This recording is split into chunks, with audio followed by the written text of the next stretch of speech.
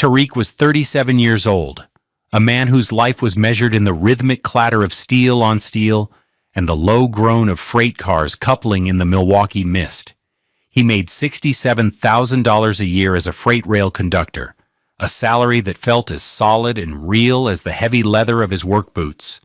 He lived in a world of timetables, tonnage, and the faint, ever-present smell of diesel and metal dust that clung to his clothes. It was a good life, an honest one.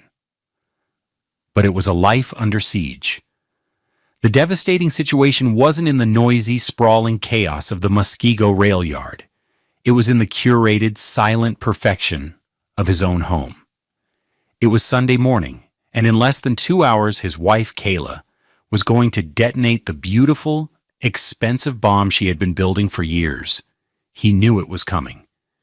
He had known for 24 days, 3 hours, and 12 minutes, ever since he had left the quiet, unassuming office of Deidre Vance, an attorney whose hourly rate of $650 felt more like an investment in survival than a legal fee. What Kayla didn't know was that the war she was about to declare had already been won. She thought she was holding a lit match over a puddle of gasoline, ready to demand the world.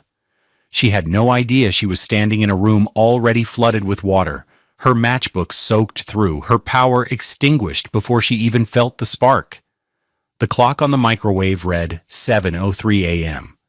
Tariq was drinking a cup of simple black coffee, a $20 bag of ground beans from the Pick and Save that lasted him a month.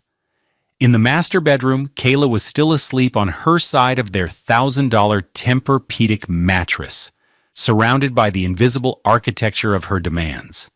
He felt no anger, no fear, just the calm, quiet hum of a massive engine set in motion, rolling inevitably down a track of her own design. It's a strange thing to plan the end of your own life while still living it. Have you ever had to smile at someone, knowing you were dismantling their entire world in secret? Let us know in the comments what you think Tariq should have done. For him, the last 3 weeks had been a masterclass in deception, a performance worthy of an award he never wanted. The facade had been built over 8 years, brick by expensive brick. When Tariq first met Kayla, she was a vibrant, ambitious woman working as a marketing assistant for a downtown firm. Her luminous, deep brown skin seemed to glow even under the harsh fluorescent lights of the office where he'd made a delivery for his side business. He was captivated. He had his life, a life his parents had helped him build. He had the house in Bayview, a sturdy 2-story craftsman left to him by his grandmother, its mortgage paid off for 2 decades. It was filled with solid, dark wood and the faint scent of his mama's lemon polish. He had his job with the railroad, a union position with good benefits, and a pension that was growing as steadily as the oak tree in his front yard. And he had the small freight logistics LLC he'd started with his father, a quiet venture that handled last-mile deliveries for industrial suppliers. It brought in an extra $10,000 to $15,000 a year, money he mostly reinvested or put into a portfolio of rail industry stocks his dad had taught him to manage. He lived on his $67,000 salary. It was more than enough. His 2012 Toyota Camry had 187,000 miles on it and ran perfectly. His favorite watch was an $89 Timex his father had given him for his 30th birthday. He packed his own lunch for work, a turkey sandwich on wheat, an apple, and a bottle of water. His life was grounded, secure, and entirely his own. Kayla entered that life like a whirlwind of glitter and ambition. At first, it was intoxicating. She brought a sparkle to his quiet world. She redecorated the craftsman, replacing his grandmother's comfortable, worn furniture with sharp-angled minimalist pieces from a store called Design Within Reach. The bill had come to $22,000. He'd blinked, but he'd paid it from his savings. "A home should reflect who we are now, baby," she'd said, running a hand over the cool surface of a $4,000 marble coffee table. The dollar tags began to accumulate, silent little markers of a growing distance between them, Her wardrobe shifted from nice department store finds to designer labels. A $2,400 Burberry dress for a work gala. A $3,000 Chanel handbag because it's an investment piece. Her friends were all married to men who worked in glass towers downtown. Surgeons, corporate lawyers, investment bankers. Tariq, a proud black man who found dignity in his skilled labor, was an anomaly, a curiosity. He remembered a dinner party a few years back. They were at the home of one of her friends, a sprawling 5,800 square foot modern monstrosity in Mequon that overlooked the lake. The host, a surgeon named David, had asked Tariq what he did. "I'm a freight conductor," Tariq said, his voice steady. David had nodded slowly, a small, confused smile on his face. "Oh, that's interesting. Do you get to, blow the horn?"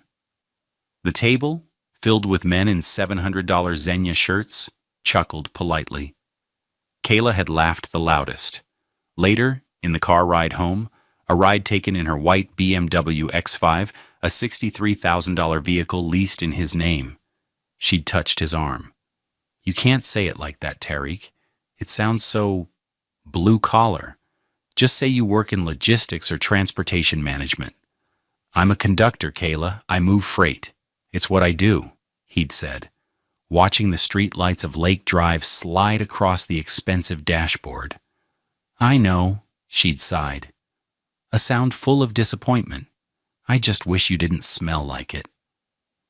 She'd cracked the window, and the cool night air that rushed in felt like a judgment. He had no idea how much worse it was about to get. The betrayal didn't happen in a single explosive moment. It was a slow corrosion, an escalating series of demands that chipped away at the foundation of their marriage until only a hollow shell remained. The outrage accumulated in 1,000 small cuts, each one a casual dismissal of his life, his work, his worth. It started with comments about his hands. He'd come home from a 12-hour shift, his hands clean, but with grease still stubbornly settled into the lines of his knuckles. He'd reach for her, and she would pull away just slightly. "Baby, your hands. They'll stain the $700 Egyptian cotton sheets." He started scrubbing them raw with a stiff brush and industrial soap until his skin was red and chapped, just to be able to touch his own wife without a complaint. Then came the public humiliations, always dressed up as jokes. At a friend's birthday party in a private room at a Third Ward restaurant where the cheapest entree was $65, she told the table a story about him fixing a leaky faucet. "I came home and there he was, this big wrench in his hand looking like a real-life Super Mario," she said, laughing. "I told him, 'Tariq, we have people for that. We pay a plumber $200 an hour so my husband doesn't have to get his hands dirty.'" Everyone laughed. Tariq smiled, but inside, something cold and hard was beginning to form. His father had taught him how to fix things, had taught him the pride of self-reliance. To Kayla, it was just another source of shame. The financial demands grew bolder. What started as a request for a joint credit card with a $5,000 limit became a constant stream of texts. "The Amex is maxed out again. I need you to transfer $3,000 to the joint account. I saw a pair of boots I have to have." He would look at his own modest checking account, the balance hovering around $4,000 after bills were paid, and feel a knot of anxiety tighten in his chest. He started dipping into the dividends from his stock portfolio, money he had earmarked for retirement, just to keep the peace. The cruelty became more direct, more personal. One evening he came home energized, excited. "I got a promotion," he announced, standing in the doorway of their kitchen. "It's a senior conductor position, comes with a $4 an hour raise." That was an extra $8,000 a year before taxes. To him it was a significant achievement, a recognition of his skill and seniority. Kayla didn't look up from her iPad, where she was scrolling through the Neiman Marcus website. "That's nice, honey," she said, her tone flat. Does that mean we can finally afford that trip to Monaco her friend Jessica was talking about? Her husband is taking her for 2 weeks? First class? The air went out of him. Kayla, a trip to Monaco costs like $30,000. This is an $8,000 raise. She finally looked at him, her eyes scanning his work uniform, his worn-out boots, with an expression of faint disgust. Tariq, do you even listen to the numbers? 30,000, 80,000, a million. These are the numbers my friends talk about. Your numbers are so small. It's embarrassing. Embarrassing? The word hung in the air of the $85,000 kitchen she had designed, with its sub-zero refrigerator that cost more than his car. His accomplishment, his pride, was an embarrassment to her. The final escalation, the one that broke something in him for good, happened in January, 7 months before the Sunday ultimatum. He came home to find her sitting at the dining room table, a bottle of $30 rosé open, a spreadsheet glowing on her laptop screen. "We need to talk," she said, not bothering with a greeting. "I've been running the numbers, what we're spending versus what you're making. It's not sustainable." "I know," he said, sitting down. "I've been thinking we need to cut back. Maybe cancel a few of the credit cards." She let out a short, sharp laugh that was utterly devoid of humor. "Cut back? Oh, Tariq, you're adorable. No, you need to make more, a lot more." She turned the laptop towards him. The spreadsheet was titled Kayla's Lifestyle and Maintenance Budget. It had line items, wardrobe and accessories, $15,000 month. Beauty and wellness, hair, nails, facials, massages, $5,000 month. Social and dining, $8,000 month. Travel, prorated, $10,000 month. The list went on. The total at the bottom read $55,000 month. He stared at the number, feeling dizzy. 55,000? Kayla, that's almost my entire annual salary, a month. This is insane. "It's what it costs to live the life we're supposed to be living," she said, her voice dangerously calm. "It's what all my friends' husbands provide. It's the bare minimum. I've been sacrificing for years, trying to make it work on your little conductor salary, and I'm done." "Sacrificing?" he whispered, the word tasting like poison. He thought of the double shifts he'd worked, the holidays spent in a rail car halfway to Chicago, the calluses on his hands. "What have you sacrificed?" "My potential," she snapped, her composure finally cracking. "I could have married a doctor. I could have married Marcus Thorne, the attorney. He asked me out, before I met you. His wife drives a G-Wagon and has a black Amex with no limit. I settled for you, Tariq. I settled for this quaint little life in this quaint little house, and I thought you would step up. But you haven't. You're content to play with your toy trains while I'm drowning." It was the most honest thing she had ever said to him. She saw his life's work as playing with toys. She saw their marriage as a settlement. The room went silent, the only sound the expensive hum of the wine fridge. "So, what do you want, Kayla?" he asked, his voice hollow. "I want you to provide," she said, her eyes like chips of ice. "Sell that little truck company of yours. Liquidate those stocks, whatever it takes. I need $55,000 a month put into my personal account. Or I'm going to have to call a lawyer. I'm sure Marcus would be happy to take my call." He stood up from the table, his chair scraping against the $6,000 imported tile floor. He walked out of the kitchen, went upstairs, and packed a small overnight bag with a change of clothes and his toiletries. He didn't say a word. He drove his old Camry to a cheap $90 a night motel near the airport, the kind with thin walls and scratchy towels. He sat on the edge of the stiff bed and stared at the peeling paint on the wall. For the first time, he saw his marriage for what it was, a business transaction in which he was the sole and failing investor. He had poured in his love, his loyalty, his hard-earned money. She had provided nothing in return but escalating invoices for a life he didn't want. The outrage had finally accumulated into a single, cold, hard point of action. He took out his phone and searched for best divorce attorneys in Milwaukee. He wasn't looking for the flashiest. He was looking for the smartest. The discovery wasn't a single moment of finding a hidden letter or a suspicious text message. It was the slow, dawning horror of realizing the person he had built a life with was a stranger whose motivations were as foreign to him as a language he'd never heard. The process began in that sterile motel room, illuminated by the cold blue light of his phone screen. He scrolled past the big downtown firms with their slick websites and photos of smiling partners in power suits. He was looking for something else.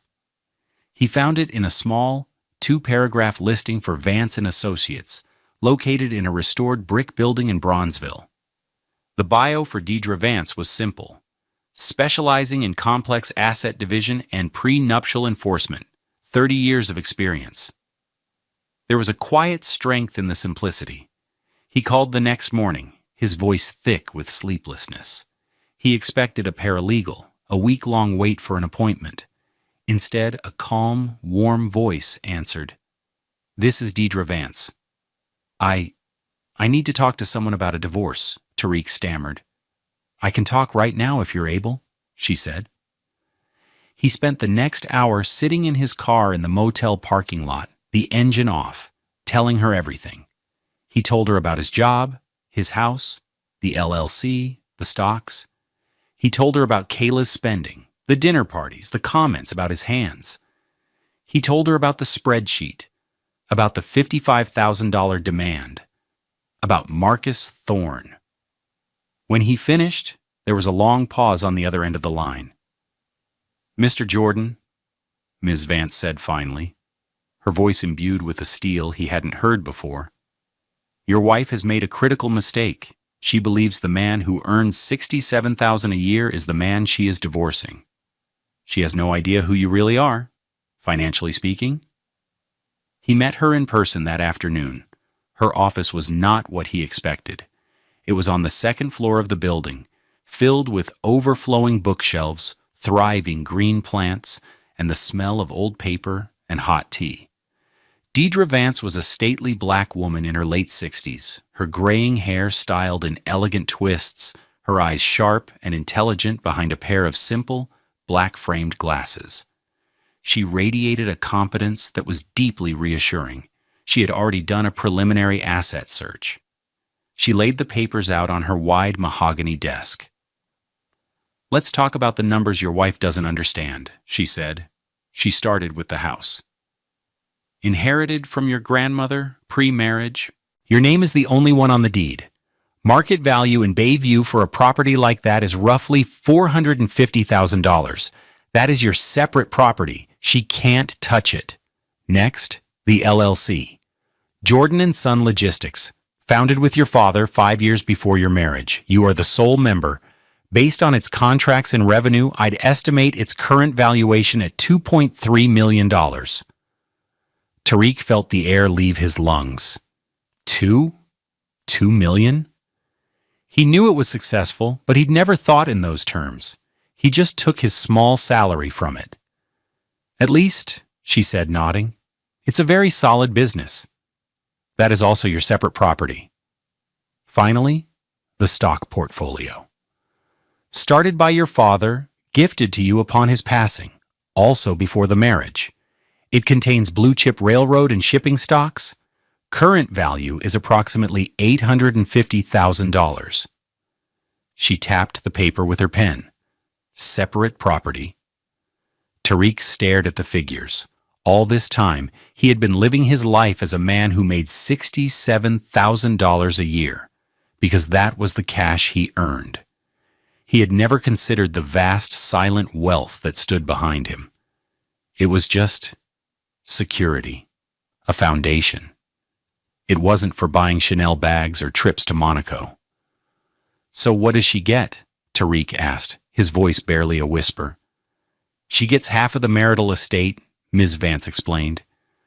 "That's any asset acquired from the date of marriage to the date of filing. Primarily, That's the money from your salary that went into your joint accounts.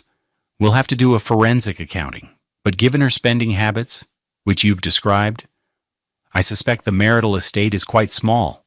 She has spent most of it." Then she leaned forward, her expression turning from analytical to strategic. She mentioned a lawyer, Marcus Thorne. "He's very expensive, very aggressive. He likes to bully people into settling. We are not going to let her hire him." Ms. Vance's plan was simple and brilliant. Her firm had a tangential, minor case involving a corporate client that Thorne's firm also represented. It was a thread so thin as to be almost invisible, but it was enough. "I will file a notice of potential conflict of interest. It will force his firm to recuse themselves from representing your wife. It will take him off the board completely. She will be left scrambling." She looked at Tariq, her gaze unwavering. "Mr. Jordan, you have two choices. You can go home, try to meet her demands, and let her bleed you dry until there is nothing left. Or you can file first. You can control the narrative. We file a petition for dissolution of marriage. We file for an immediate freeze on all marital assets. We do it quietly. And we wait for her to make her move." In that moment, Tariq felt a shift inside him. The hurt and confusion hardened into resolve. Kayla thought she was playing chess with a pawn. She had no idea she was facing a queen. "File the papers," he said. The following 3 weeks were the longest of Tariq's life. He moved back into the house, a spy in his own home. This was the period of playing dumb, of maintaining the facade of the defeated husband while a silent legal war machine was being assembled on his behalf. Each day was a tightrope walk over a canyon of lies. He told Kayla he'd gone to the motel to get his head straight. He apologized for walking out. "You were right," he said, the words tasting like ash in his mouth. "I was shocked by the numbers, but you're right. I need to think bigger. I'm looking into how I can make it happen." She bought it completely. Her demeanor softened, not with affection, but with the smug satisfaction of a predator that has successfully cornered its prey. She saw his capitulation as a sign of her power, not his strategy. This was her fatal error, the underestimation that would cost her everything. He played his part. He sat at the dinner table and listened to her plans for their new life. She wanted to sell the cramped Bayview Craftsman and buy a 7-figure condo in the University Club Tower, a glass spire downtown where she could look down on the city. "The views are to die for," she'd said, "and we wouldn't have to worry about neighbors." The emotional distance was already a reality. She just wanted a glass tower to make it literal. While she talked, he was mentally cataloging evidence. Every evening, after she went to bed, early, to maintain her beauty sleep on her $1,000 silk pillowcases, he would go to the small office off the kitchen. He'd log into their joint accounts, his heart pounding a steady, cold rhythm. He downloaded years of credit card statements, saving them to a password-protected thumb drive that cost him $12 at Walgreens. The numbers told a story of breathtaking selfishness. A single shopping trip to a boutique in the 3rd Ward, $8,700. A spa day with friends at the Pfister Hotel, $2,100. A weekend trip to Chicago, $5,000, including a one-night stay at the Langham that cost $1,600. He saw charges for restaurants he'd never been to, for stores he'd never heard of, for a life he was funding but was not a part of. He felt a strange detachment, as if he were an auditor examining a failed company. And in a way, he was. One night she almost caught him. He was deep into a spreadsheet he was building for Ms. Vance, categorizing every expense over $500. When he heard the floorboards creak upstairs, he quickly minimized the window, his fingers flying across the keyboard, and pulled up a website for luxury car sales just as she appeared in the doorway, tying the sash of her $900 silk robe. "What are you doing up so late?" she asked, her voice suspicious. "Just looking." he said, gesturing to the screen, which now showed a gleaming $200,000 Aston Martin. Trying to get inspired. You said I needed to think bigger. A slow, pleased smile spread across her face. She walked up behind him, wrapping her arms around his shoulders. Her touch felt alien. "That's more like it," she whispered in his ear. "Now you're starting to get it." She kissed the top of his head and went back to bed, completely satisfied. He sat there for a long time, the glow of the screen illuminating his face, feeling nothing but the profound, empty cold of the space she had created between them. He had no idea how easy the lies would become and how much that scared him. His conversations with Ms. Vance were his only anchor to reality. He'd call her from the cab of his locomotive during a layover, the rumble of the idling engine, a comforting backdrop. "She's planning a trip to Paris for her birthday," he told her one day. "She wants to stay at the George V. She says it will cost about $40,000. "Let her plan." Ms. Vance's calm voice came through the phone. "The asset freeze will be in effect long before she can book the tickets. Just keep playing your part. We're almost there." The most difficult part was feigning normalcy in their day-to-day interactions. He would come home from work, and she would be there, fresh from a $400 facial, her skin glowing. She'd ask him about his day with a detached interest, the way one might ask a stranger about the weather. He'd give her vague answers, his mind on the legal documents sitting in a locked file on his thumb drive. He learned to control his breathing, to keep his expression neutral, to give away nothing. He was a conductor on the most important run of his life, and the cargo was his own future. The strike was executed with the quiet precision of a well-oiled machine. It happened on a Sunday morning, exactly 24 days after his first meeting with Deidre Vance. The weather was beautiful, the kind of crisp, early summer day that made Milwaukee feel like the best place on earth.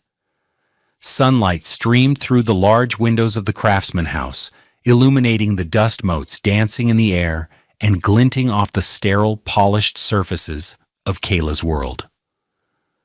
The house was quiet. Tariq was sitting at the kitchen island, the one she'd had custom built for $12,000, nursing his simple cup of coffee. He was wearing an old, soft t-shirt and a pair of $15 shorts. He felt completely calm. At 9:15 a.m., Kayla made her entrance. She glided into the kitchen, a vision in a cream-colored silk robe that had cost more than his monthly car insurance. Her hair was wrapped in a matching silk turban.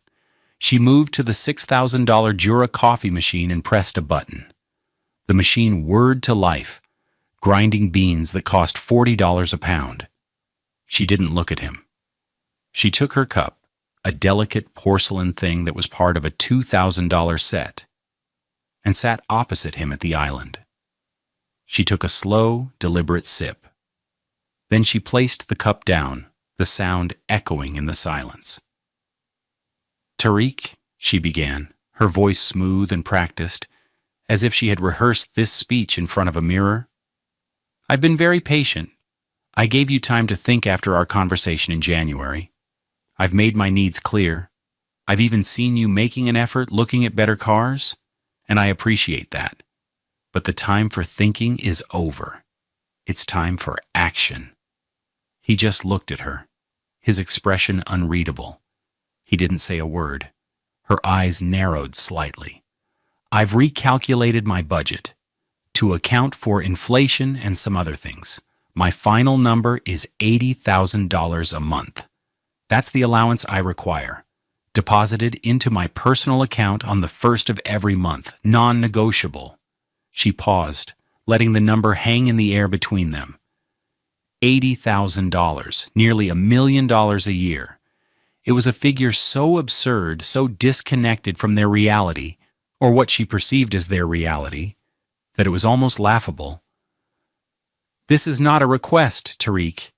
It's a condition of this marriage continuing," she said, her voice dropping, becoming harder. "You have until noon today to agree, and set up the first transfer. If you don't, I'm calling my lawyer. You know who I mean. Marcus Thorne. And he will take you for everything. The house, the business, everything. He's the best, and he doesn't lose. This was it. The moment the entire last month had been building towards. Tariq felt a strange sense of peace settle over him. He had imagined this scene 100 times. He had worried he would be angry, that he would yell, that he would finally unleash the torrent of hurt and betrayal he had been holding back. But he felt none of that. He just felt done. He took a slow sip of his own coffee. It tasted good. He set his cheap ceramic mug down on the expensive marble. "You should call a lawyer, Kayla," he said, his voice quiet but clear. A triumphant, cruel smile touched her lips. "I knew you'd be stupid about this." "I'll make the call right now. You can sit here and watch your entire life fall apart." She reached for her phone, an iPhone 14 Pro Max that had cost $1,500. "Don't call Marcus," Tariq said. She paused, her thumb hovering over the screen. "And why not?" she sneered. "Because he can't represent you," Tariq said calmly. "His firm is conflicted out. You'll be wasting your time." The smugness on her face faltered, replaced by a flicker of confusion. "What are you talking about? How would you know that?" Tariq stood up. He walked over to the counter where his own phone, a 3-year-old Samsung with a cracked screen protector, was charging. He unplugged it, typed for a moment, and then walked back and placed it on the island in front of her. The screen displayed a contact. "Deidre Vance, attorney at law." "This is my lawyer's number," he said, his voice still perfectly level. "You should call her instead. She can bring you up to speed." Kayla stared at the phone, then at his face. The confusion was rapidly turning into dawning horror. Her perfectly manicured hand, the one with a 3-carat diamond ring he had financed for $32,000, began to tremble. "Your lawyer?" she stammered. "Yes," Tariq said. "The petition for dissolution of marriage was filed with the Milwaukee County Courthouse 3 weeks ago. I'm the petitioner. You're the respondent. My lawyer also filed an emergency motion to freeze all marital assets, which a judge granted 20 days ago. The joint accounts are frozen, Kayla. The credit cards are maxed out and have been suspended." Her face went white. The color drained from her cheeks, leaving her luminous skin looking dull and ashen. Her mouth opened, but no sound came out. And then, as if on cue, her own phone buzzed on the countertop. Then it buzzed again, and again. She fumbled for it, her hands shaking so badly she almost dropped it. She looked at the screen. The notifications were all the same. A new email. Subject: Official Notice of Filing and Conflict of Interest Notification. Jordan v. Jordan, Case 2023 FA00182. From Deidre Vance, Vance and Associates, to Kayla Jordan, CC Tarek Jordan. Her eyes scanned the first few lines of the email, her breathing becoming ragged. The legal language, the case number, the official tone, it was all real. This wasn't a threat. It wasn't a negotiation.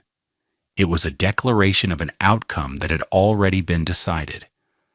The phone slipped from her grasp, clattering onto the $6,000 marble countertop with a sickening crack.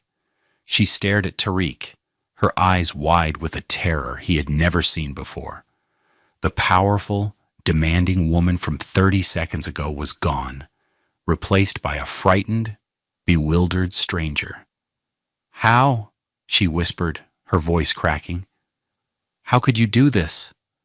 Tariq looked at her, and for the first time in a long time, he felt a flicker of something other than cold resolve. It wasn't pity. It was just a vast, empty sadness for the man he used to be, the man who would have done anything to avoid this moment. "You gave me the idea," he said quietly, picking up his coffee mug. "Back in January. You told me to call a lawyer, so I did." He walked out of the kitchen, leaving her alone with the two phones, the official email, and the deafening silence of her collapsing world. The consequences cascaded not like a tidal wave, but like a slow, methodical demolition. Kayla's world, built on a foundation of Tariq's money and her own arrogance, was dismantled piece by piece. The process was brutal, efficient, and entirely of her own making. First came the legal collapse. As Ms. Vance had predicted, Marcus Thorne's firm sent her a formal, two-sentence letter of recusal, citing a conflict of interest, the very next day. Panicked and without access to funds, Kayla had to scramble. The other top-tier family law attorneys in Milwaukee either demanded a $50,000 retainer she didn't have, or were hesitant to take on a case against the notoriously thorough Deidre Vance. She ended up with a young, overwhelmed lawyer from a small firm in Wauwatosa who was charging her $300 an hour and demanding payment up front. He was completely outmatched. Next, the financial ruin. The forensic accounting conducted by a firm Ms. Vance hired for $7,500 was damning. It showed that over the past 5 years, Kayla had spent over $1.2 million on non-essential personal items, clothes, travel, beauty treatments, and gifts for her friends. The total value of the marital estate, the money left over from Tariq's salary after her spending, was a paltry $41,000. She was entitled to half. The judge awarded her $20,500. Tariq's assets remained untouched. The Bayview house, the $2.3 million LLC, the $850,000 stock portfolio, all were affirmed by the court as his sole and separate premarital property. The final divorce decree was a simple, devastating document. It gave her $20,500 and her personal belongings. That was it. The social fallout was immediate and merciless. Her friends, the wives of surgeons and bankers, treated her sudden poverty like a contagious disease.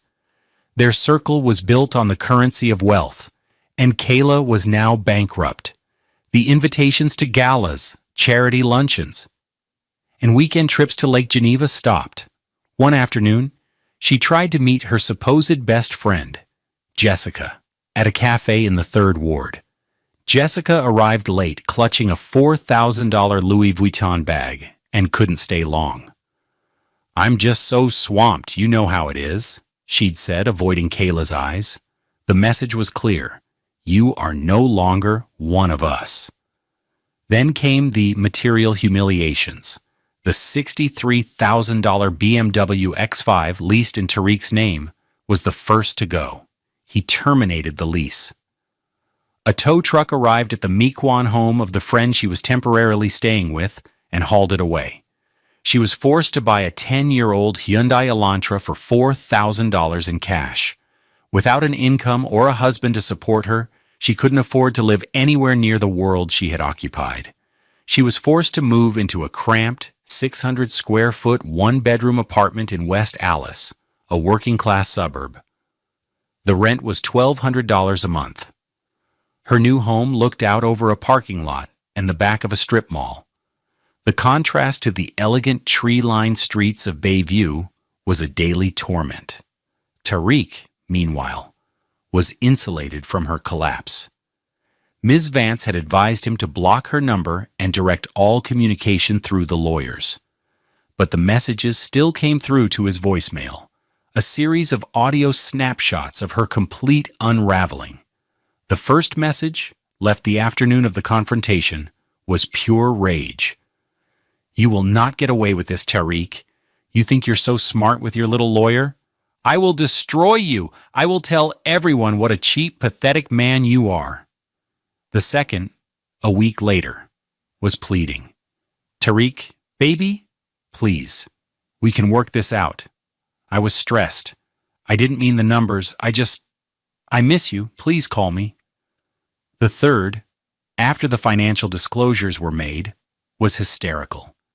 $20,000? Is that a joke? That's not even a shopping trip. You have millions, millions. You're robbing me. I'll tell the judge. He'll see what you are." The final message came a month after the divorce was finalized. It was late at night. Her voice was slurred, broken. "I don't understand," she sobbed into the phone. "I just wanted to be happy. I just wanted a nice life. Why did you do this to me?" He saved that last message. He listened to it once, then deleted it. He didn't do this to her. He had simply handed her the phone and allowed her to dial the number for the consequences of her own choices. 6 months passed. The humid Milwaukee summer gave way to a crisp, golden autumn. The leaves on the old oak tree in Tariq's front yard turned brilliant shades of orange and red before drifting down to cover the lawn. The change of seasons felt like a metaphor for his own life. The old, suffocating foliage had fallen away, leaving strong, bare branches ready for new growth. Tariq's life was quieter now, but infinitely richer. The house in Bayview no longer felt like a sterile showroom. It felt like a home again. He had brought his grandmother's old, comfortable armchair down from the attic and placed it by the fireplace. He bought a simple, sturdy coffee table from a local craftsman for $300. The silence in the house wasn't empty. It was peaceful. He found a new sense of purpose at work. He took a position as a training instructor for new conductors at the Muskego Yard. He discovered he had a passion for it, for passing down the knowledge and skills he had learned over nearly 2 decades. He taught the young recruits, men and women from all walks of life, how to handle the immense power of a locomotive, how to read the signals, how to understand the language of the rails. He saw in their eager faces the same pride he had once felt, a pride he was rediscovering in himself. His salary was slightly higher, now $75,000 a year, but the real payment was the satisfaction of seeing a trainee complete their first solo run successfully. He started a garden in the backyard, something he'd always wanted to do, but never had the time or energy for. He built 3 raised beds from $200 worth of cedar planks and filled them with rich, dark soil. He planted tomatoes, peppers, kale, and herbs. He found a deep, meditative joy in the simple act of working the earth, of nurturing life. His hands were once again stained with honest dirt, and he no longer felt the need to scrub them raw.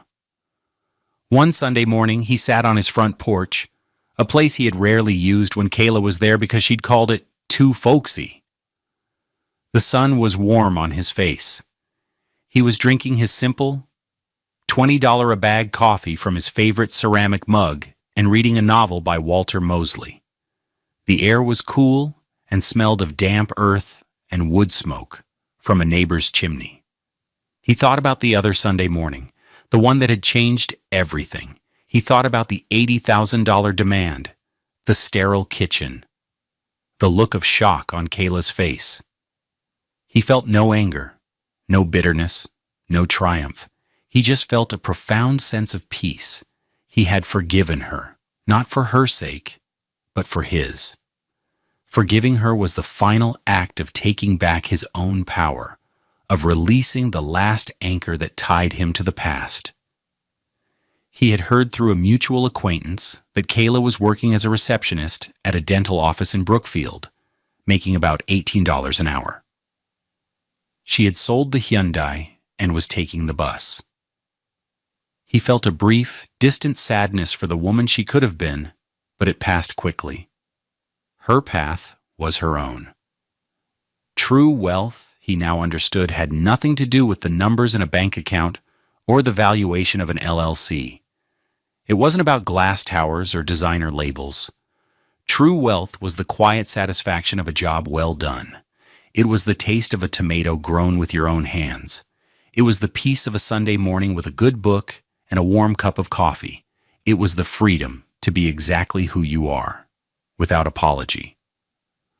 His life was not small, as she had claimed. It was vast. We all face moments where we have to choose between who we are and who someone else wants us to be. The hardest part is often just making the choice. If you've ever had to make a choice like that, we'd be honored to hear your story in the comments below. Remember to like and subscribe to Love Beyond Pride for more stories about finding strength in the face of betrayal.